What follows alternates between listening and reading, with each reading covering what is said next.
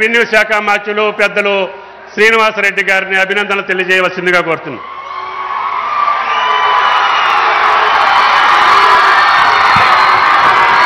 సభకు నమస్కారం. ఈ కార్యక్రమానికి ముఖ్య అతిథిగా వచ్చేసిన గౌరవ ముఖ్యమంత్రి రేవంత్ రెడ్డి గారికి, డిప్యూటీ సీఎం బట్టి విక్రమార్క గారికి, సహచార మంత్రివర్యులు తుమ్మల నాగేశ్వరరావు గారు, ఓకాటి శ్రీహరి గారికి, గౌరవ పార్లమెంటు సభ్యులు, గౌరవ శాసనసభ్యులు, వేదిక మీద ఉన్న కార్పొరేషన్ చైర్మన్లు, వివిధ హోదాల్లో ఉన్న ప్రజాప్రతినిధులు, అధికారులు, ఈ కార్యక్రమానికి హాజరైన నా కుటుంబ సభ్యులు, చిన్నారి బాలబాలికలు, మీడియా మిత్రులు అందరికీ మనస్ఫూర్తిగా హృదయపూర్వక నమస్కారం.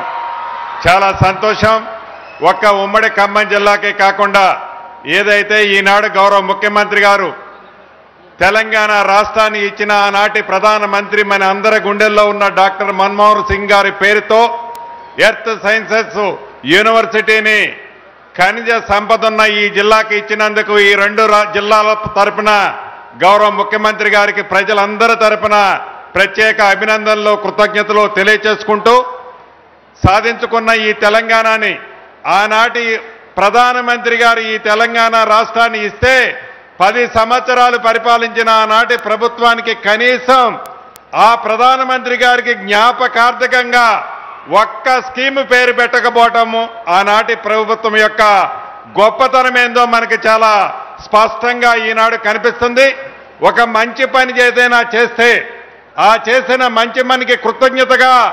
ఆ కుటుంబమో, ఆ ప్రాంతమో, ఆ జిల్లానో, ఆ రాష్ట్రమో ఉంటుంది. ఆనాటి ప్రభుత్వం మర్చిపోతే గౌరవ ముఖ్యమంత్రి రేవంత్ రెడ్డి గారు వచ్చిన తర్వాత ఈ ప్రజా ప్రభుత్వంలో ఈ ఇచ్చిన తెలంగాణ రాష్ట్రంలో ఒక మంచి యూనివర్సిటీకి కీర్తిశేషులు డాక్టర్ మన్మోహన్ సింగ్ గారి పేరు పెట్టినందుకు కూడా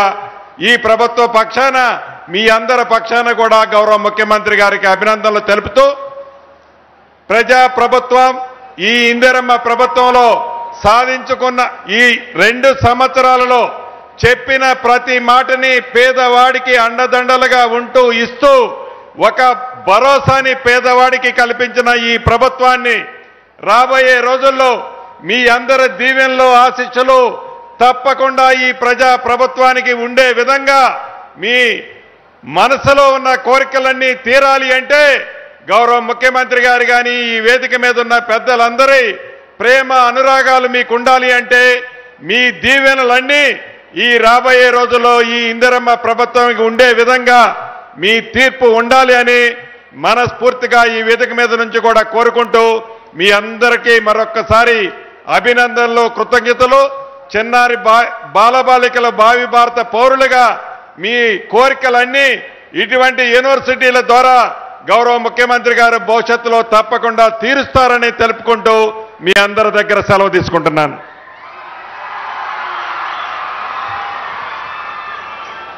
గౌరవనీయులు, దేవుడు వరం ఇచ్చిన పూజారి వరం ఇవ్వాలి కాబట్టి గౌరవ ముఖ్యమంత్రి గారు శాంక్షన్ చేసిన మన ఆర్థిక మంత్రి